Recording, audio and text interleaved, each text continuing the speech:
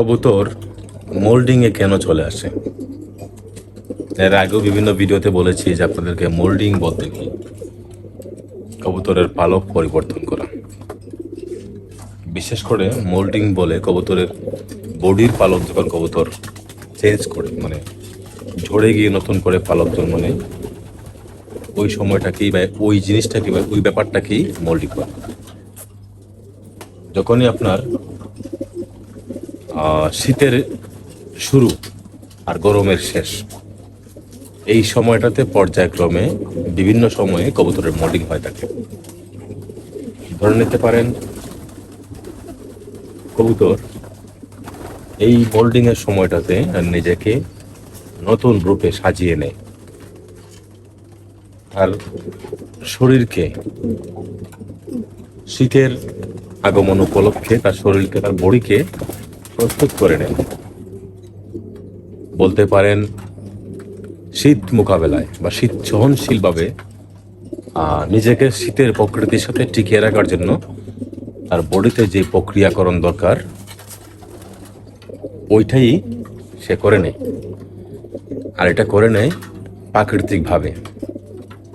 আর এই সিস্টেমটা প্রাকৃতিকভাবে হওয়ার কারণ এটা প্রকৃতির দান, আর প্রকৃতি অবশ্যই তার নিজস্ব গতিতে চলে, আর সেই গতিটাই নিয়ন্ত্রণ করেন মহান আল্লাহ রাব্বুল আলামিন।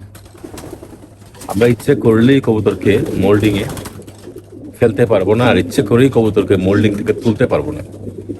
আমরা যেটা করতে পারবো সেটা হচ্ছে কবুতর যখন মোল্ডিংয়ে চলে যায়, ঠিক তখন কবুতরকে একটা সুষম বন্টন খাবারের মধ্য দিয়ে কবুতরের মোল্ডিংকে আমরা ত্বরান্বিত করতে পারি, বা কবুতরের মোল্ডিংটা একটু আটপিস করে নিতে পারি, কিন্তু মোল্ডিং হবে ওইটাকে আমরা আটকিয়ে রাখতে পারবো না, এটা কারো সাধ্য নাই। তো শীতের শুরুটাতেই কবুতর মূলত মোল্ডিংয়ে চলে আসে প্রাকৃতিক নিয়মে, শীত সহনশীল হওয়ার জন্য, শীতের মোকাবেলা করার জন্য, বা শীতের মধ্যে মোকাবেলা শব্দটা সঠিক যায় না, বাট শীতের মধ্যে নিজেকে টিকিয়ে রাখার জন্য। আর গরমের যখন শেষ হয়ে যায় আর শীতের যখন শুরু হয়ে যায়, কবুতর যেমনভাবে প্রাকৃতিকভাবে তার মোল্ডিংটা কমপ্লিট করে, ঠিক তেমনিভাবে আমাদের সজাগ দৃষ্টি যদি না রাখি লফটের উপর, তাহলে আমাদের কবুতর অনেকাংশেই অসুস্থ হয়ে যায়। অসুস্থ হওয়ার ফলে আমাদের অনেকের কবুতর মারা যায়, অনেকের কবুতর আমরা বিভিন্ন ট্রিটমেন্ট করে থাকি। অসুস্থ কেন হয়? দিনের বেলা প্রচণ্ড গরম আর রাতের বেলা মোটামুটি ঠান্ডা। শীতের শুরুতে রাতের বেলা মোটামুটি ঠান্ডা এবং দিনের বেলা প্রচণ্ড গরম থাকে। এই সময়টাতে অনেক সময় কবুতর নিজের শীতের সাথে নিজেকে মানানসই করে নিতে একটু সময় নেয়, আর যে কারণে অনেকের কবুতর এই সময়টাতে অসুস্থ হয়ে যায়। তো মোল্ডিং কেন হয় আর কেন কবুতর অসুস্থ হয়, এই দুটি জিনিস মোটামুটি আপনাদের সাথে ক্লিয়ার করতে সক্ষম হয়েছে। তৃতীয় স্টেপে যে কথাটি বলতে চাই, দেখতে পাচ্ছেন যে আমার কবুতরগুলো আলহামদুলিল্লাহ মাশাআল্লাহ সবগুলাই সুস্থ আছে। সবগুলা সুস্থ থাকার পরও আমি কবুতরকে একটি অ্যান্টিবায়োটিক কোর্স আমার কবুতরের উপর চলছে। সুস্থ থাকার পরও কবুতর সম্পূর্ণরূপে সুস্থ, প্রাণ চঞ্চল, কিন্তু একটা সিস্টেমের মধ্য দিয়ে লফট পরিচালিত করার জন্য আমরা এটা করে থাকি। এটাকে কেউ কেউ অ্যান্টিবায়োটিক কোর্স বলে থাকেন, আবার কেউ কেউ প্যারাস্টক বলে থাকেন, কেউ হয়তো বা বিদেশি মেডিসিন দিয়ে করে থাকেন, কেউ দেশি মেডিসিন দিয়ে করে থাকেন।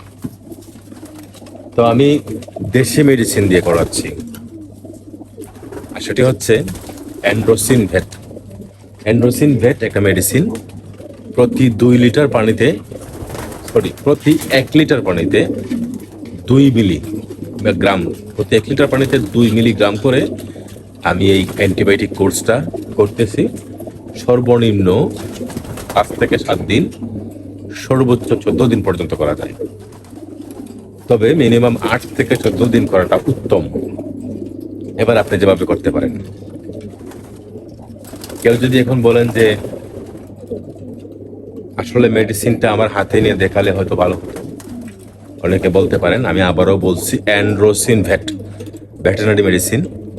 তারপরেও যদি আপনারা বারবার একই জিনিস বলেন যে এন্ড্রোসিন ভেট, এটা আবার ছবি দিলে ভালো হতো, ভিডিও দিলে ভালো হতো, আপনাদেরকে বলবো যে আপনার এই ভিডিও দেখার কোনো দরকার নেই। যারা বলে দিলে ভেঙে ভেঙে বলে দেওয়ার পর যারা বুঝতে পারেন, তারা আসলে ভিডিও দেখার অন্তত দরকার নেই। এন্ড্রোসিন ভেট দিয়ে আমি গত 15 তারিখ থেকে আমার কবুতরের অ্যান্টিবায়োটিক কোর্স চলমান। তো আমার চেষ্টা 10 দিনের মতো আমি কোর্সটা কমপ্লিট করব। আরেকটা কথা বলে রাখি, যারা কবুতর অসুস্থ হয়ে যায় তারা ইচ্ছে করে প্রতি 3 মাস বা প্রতি 6 মাস অন্তর অন্তর এরকম একটা অ্যান্টিবায়োটিক কোর্স আপনারা করতে পারেন। যদি ত্রৈমাসিক করেন তাহলে 5 দিন বা 7 দিন করবেন। 6 মাস যদি করেন তাহলে আপনি একটু বেশি করতে পারবেন। বছরে একবার যদি করেন তাহলে 14 দিন করাটা উত্তম। এই হচ্ছে সুস্থ কবুতরগুলোকেও আমরা এন্ড্রোসিন ভেটের মাধ্যমে একটা অ্যান্টিবায়োটিক কোর্স সম্পন্ন করতেছি, যাতে করে আগামীতে আমরা টস রেসটা অন্তত একটু শান্তির সহিত করতে পারি। কবুতর যেন আগাম অসুস্থ না হয়ে যায়, এই জন্য আগাম পরিকল্পনা, যাতে কবুতর ওই সময় অসুস্থ না হয়ে যায়, আমাদের টসের এবং রেসের যেন কোনো বাধা সৃষ্টি না হয়। চতুর্থ স্টেপে যে কথাটি বলতে চাই, অ্যান্টিবায়োটিক কোর্স চলাকালীন সময় কবুতরকে সারা থেকে, মুক্ত করা থেকে, ফ্লাইং থেকে সম্পূর্ণরূপে বিরত রাখতে হয়। আমরা বিরত রেখেই মূলত 15 তারিখ হতে এই কাজটি শুরু করেছি।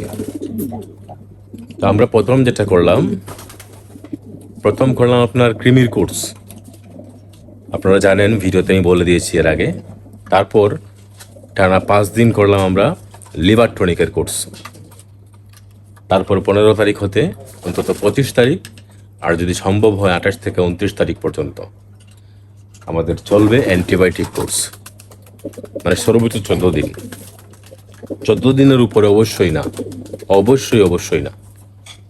তার পরবর্তীতে আমরা আরেকটু বিভিন্ন মেডিসিনের মধ্য দিয়ে আমাদের কবুতরকে আমরা এই অ্যান্টিবায়োটিকের প্রভাব তার শরীর থেকে দূর করার জন্য একটা ব্যবস্থা নেব। এটা হয়তো বা পরবর্তীতে একটা ভিডিওতে আপনাদেরকে বলে দেব। অ্যান্টিবায়োটিকের কোর্স শেষ করার পর আমরা আস্তে আস্তে চেষ্টা করবো কবুতরকে ফ্লাইং ধরানোর জন্য। তো অ্যান্টিবায়োটিক কোর্স যদি আপনি করেন, এই ক্ষেত্রে সব কবুতরকে করতে হবে। ঘরের ভিতর বাহির, ব্রিডিং রুম, ফ্লাইং রুম, তারপর আপনার পালিত যে সমস্ত কবুতর, সব কবুতরের উপরে একসাথে প্রয়োগ করতে হবে। অ্যান্টিবায়োটিক কোর্স কমপ্লিট করার মিনিমাম 14 থেকে 15 দিন পর আমরা আবার ভ্যাকসিন করব। যেই ভ্যাকসিনটা আপনার ঠান্ডাজনিত সমস্যা এবং রানীক্ষেত জনিত সমস্যা সমাধানে কাজ করবে। তাহলেই আমরা মোটামুটি আগামীতে আল্লাহ চাহে তো আমরা ভালো একটা টস এবং রেস কবুতরকে নিরাপদে করতে পারবো। এই যে একটা প্রক্রিয়া, মোল্ডিং চলাকালীন সময় অ্যান্টিবায়োটিক কোর্স করাটা বিপজ্জনক।